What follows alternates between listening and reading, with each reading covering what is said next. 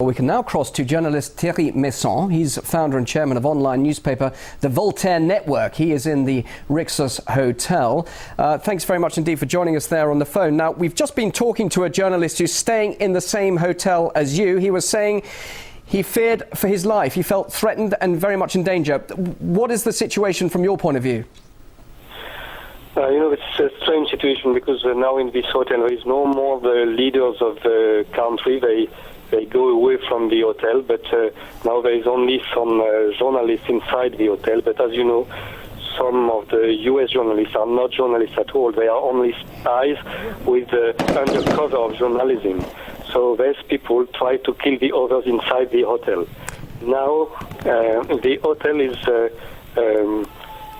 without electricity and no food, and we had some Libyan fighters inside to protect us against the US, and the hotel is surrounded by the tribes now to prevent the entrance of NATO here. But NATO lose a lot of ground today, especially this afternoon. There was a big counteroffensive from the royal forces, and they ousted the rebels from a great part of the town. No, not all, but a great part of the town. And that's always the same thing what happened in the last days in other towns. It means that during the night, the NATO is bombing the places, and they arrive after that with Apache helicopters or very heavy helicopters to shoot everybody in the street. And after that, only after that, the so-called rebels enter in the streets. So it's very easy, of course, but the military action is not performed by the so-called rebels, but is performed by NATO. That's why they are doing all the things during the night to hit what are the people doing the action. But in the day, each time we see the reverse. In the day, the loyal forces try to control again the ground, and the rebels are withdrawing. Let me just quickly ask you.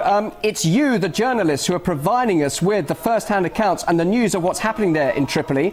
You say you're under threat, and you're talking about spies being there in the hotel. Are they, just to make it clear, representing Gaddafi's loyalists, or are you concerned about NTC rebels infiltrating the hotel and being there? No, I'm saying to you that some of so-called journalists inside are US agents undercover. And what are you saying to them then? I mean, clearly if they're in the same hotel as you, are you asking them what they're doing there and trying to identify who they are and what their mission is as such? Everybody knows everybody in this story. This is very strange. And now the hotel is cut in two different parts. So why do you, if they're American CIA agents, why do you feel threatened then?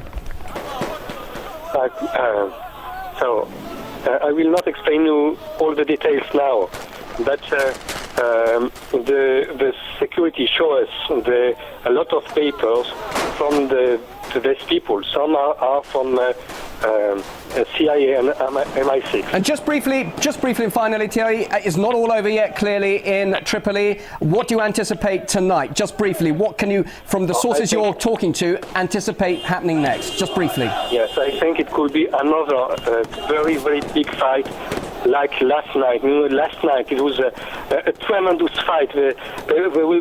We don't know exactly the losses, but during the first part of the night, there was only the first part of the night. There was 1,300 people killed and 5,000 people badly injured. We enter in the hospital. All right.